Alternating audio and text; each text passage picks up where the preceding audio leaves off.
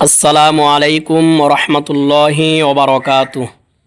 সম্মানিত মুসলিম ভাই ও বোনেরা, আমরা সকলেই অবগত আছি পবিত্র জিলহজ মাসের আজ ৮ তারিখ, আগামীকাল ৯ তারিখ।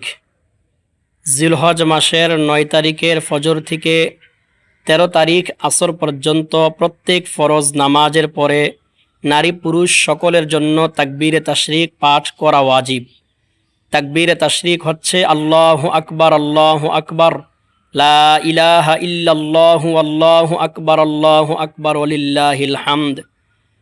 বাংলাদেশের আগামীকাল বুধবার ফজর থেকে রবিবার আসর পর্যন্ত মোট ৫ দিন তাকবীরে তাশরিক পাঠ করা প্রত্যেক ফরজ নামাজের পরে প্রত্যেক নারী পুরুষ সকলের জন্যই ওয়াজিব।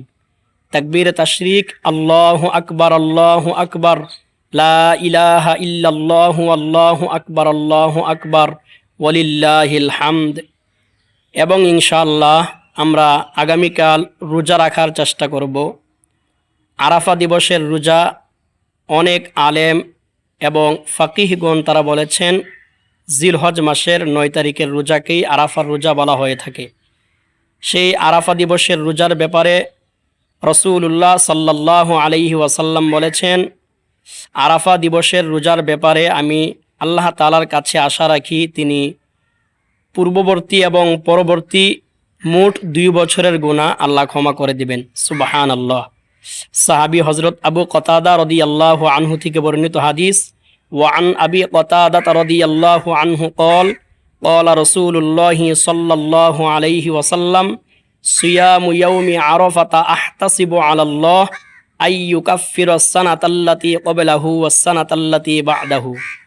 রাসূলুল্লাহ সাল্লাল্লাহু আলাইহি ওয়াসাল্লাম বলেছেন, আরাফা দিবসের রোজার ব্যাপারে আমি আল্লাহর কাছে আশা রাখি তিনি পূর্ববর্তী এবং পরবর্তী মোট ২ বছরের গুনাহ ক্ষমা করে দিবেন। সুবহানাল্লাহ। এই জন্য ইনশাআল্লাহ আগামীকাল আমরা এই জিলহজের ৯ তারিখ অর্থাৎ আরাফা দিবসের রোজা রাখার চেষ্টা করব ইনশাআল্লাহ। আল্লাহ সুবহানাহু ওয়া তাআলা আমাদেরকে আমল করার তৌফিক দান করুন। আমিন। আসসালামু আলাইকুম ওয়া রাহমাতুল্লাহ।